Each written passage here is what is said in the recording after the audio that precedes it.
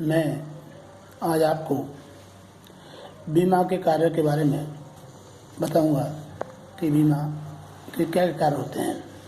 बीमा के कार्यों को 3 भागों में विभाजित किया जाता है। पहला है प्राथमिक कार्य, दूसरा सहायक कार्य और तीसरा है अप्रत्यक्ष कार्य। सहायक कार्य में प्रथम कार्य में आपको बता देता हूँ मैं। प्राथमिक कार्य में जो होता है बीमा, इसमें जोखिम के विरुद्ध निश्चितता प्रदान करना। बच्चों, आपने देखा होगा कि बीमा एक ऐसी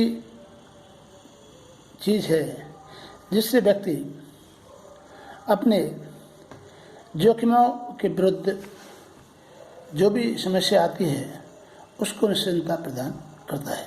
प्राय देखा गया होगा, आपने देखा है। उदाहरण बतौर, आपने बीमा करा लिया और खुदा खास्ता कोई दुर्घटना घट गई, तो बीमा कंपनी बीमादाता को उसके मापदंडों के अनुसार, उसके नियमानुसार जितनी क्षतिपूर्ति हुई है उसका भुगतान करती है। तो इससे हमको जोखिम के विरुद्ध निश्चितता प्रदान कर किया जाता है। फिर है सुरक्षित या सुरक्षा प्रदान करना।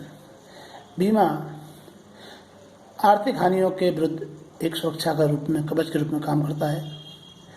देखा गया है कि आपने अगर बीमा करा रखा है, फैक्ट्री हो, चाहे उद्योग हो, चाहे कारखाना हो, चाहे प्लेटफार्म हो, पेट्रोल पंप हो, जो भी हो, उसमें बीमा करता आपका बीमा कर देता है और बीमाधारी को उसके बदले में एक निश्चित रकम देनी पड़ती है।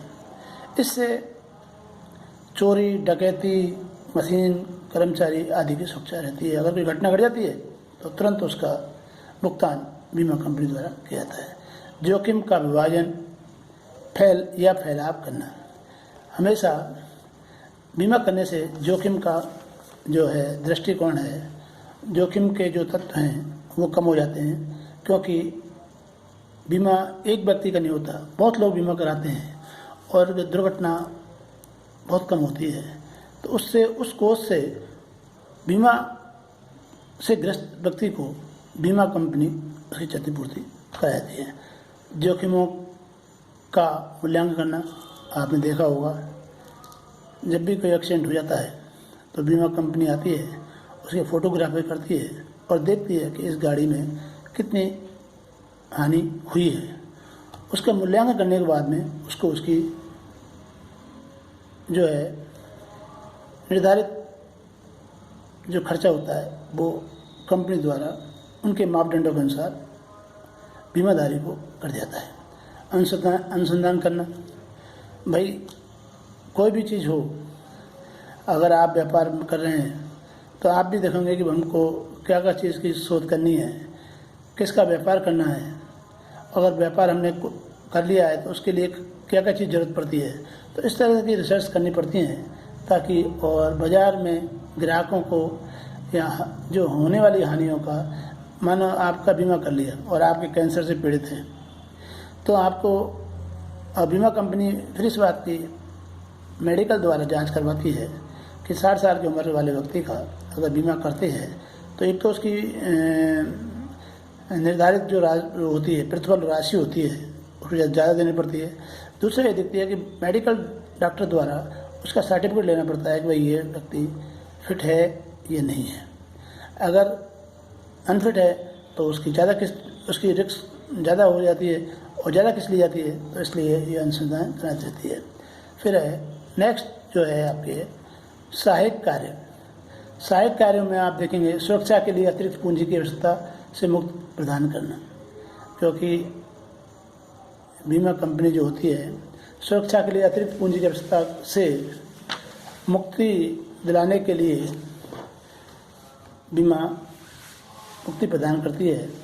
आपने देखा होगा कि सुरक्षा के लिए पूंजी विनियोग करने के लिए बीमा कराना पड़ता है और उससे थोड़ी थोड़ी राशि से भुगतान करने से उसकी जोखिम कम हो जाती है। और बहुउद्देशीय उपक्रमों के विकास में योगदान। आपने देखा होगा कि बड़ी बड़ी कंपनियां, बड़े बड़े उद्योग जहाँ पर लाखों, पचासों हजारों कर्मचारी काम करते हैं, वहाँ पर इनको विकास में योगदान होता है। कभी कोई मशीन टूट गई, कभी कोई आग लग गई, कभी कोई क्षतिपूर्ति हो गई, कभी तो इनकी पूर्ति के लिए बीमा कंपनी जो है बहुउद्देशीय कंपनी उपक्रमों के लिए बहुत विकास में सहायक सिद्ध होती है। फिर है हानियों की सुरक्षा के लिए सतर्क रहना। हानियों से सुरक्षा के लिए सतर्क रहना। हमेशा ये जो है कंपनी हानियों से सुरक्षा के लिए सतर्क करती है, भाई आप ऐसा काम मत करो जिससे आपको ये घटनाएं, ये हानि हो जाए। इसलिए समय समय पर माना कई बार कम बीमा, अग्नि बीमा हो या समुद्र बीमा हो या जीवन बीमा हो, आपने देखा होगा कई बार कंपनियों में और बीमा कंपनी के बीच में कभी जब एक समझौता रहता है। ये अनऑथराइज है वैसे तो, मगर फिर भी कंपनी के कर्मचारी बीमाधारियों से मिल जाते हैं और वो कहते हैं भाई अच्छा ठीक है, आपका हमारा ये पैक्ट हो गया और आपको हम इतना बात देंगे।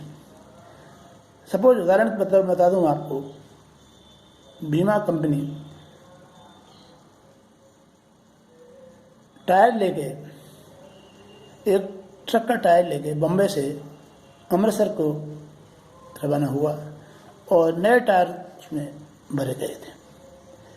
कंपनी ने जब बीमा किया था तो नए टायरों का किया था, मगर कंपनी और बीमाधारी के बीच में एक समझौता हो गया कि भाई ऐसा करेंगे कि इन टायरों को रास्ते में बदल कर उतार देंगे और उनकी जगह पुराने टायर भर लेंगे, क्योंकि बीमा, टायरों का बीमा भी हो रहा है और गाड़ी जिस ट्रक में सामान जा रहा है उसका बीमा हो रहा है, और वो ट्रक भी ऐसी कंडीशन का है कि रास्ते में कभी भी खराब हो सकता था। मगर आपसी मिलीभगत के कारण उन्होंने बीमा करा के और गाड़ी वहाँ से रवाना की। रास्ते में सामान बदला और आगे जाके 50 किलोमीटर, 100 किलोमीटर, 200 किलोमीटर दूर जाके और ट्रक में आग लगा दी। ट्रक में आग लगाने के बाद में ट्रक भी खाक हो गया और टायर भी खाक हो गया, क्योंकि ट्रक भी पुराना था और टायर भी पुराने थे।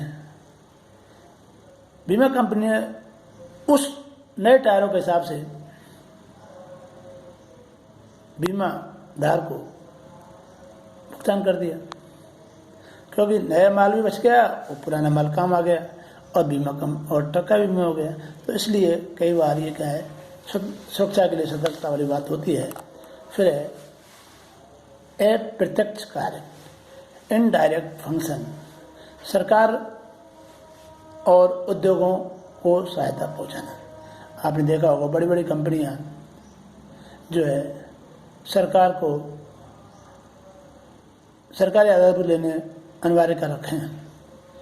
कभी जब सरकार और उद्योग के बीच में एक ऐसा प्रकरण होता है कि अंश ऋण पत्रों को क्रय करने के लिए सरकार उद्योगों की बड़ी वित्तीय आवश्यकता की पूर्ति करने के लिए भारत सरकार जीवन बीमा, अग्नि बीमा को प्रीमियम के रूप में सरकारी प्रस्तुत लाना अनिवार्य कर देती है।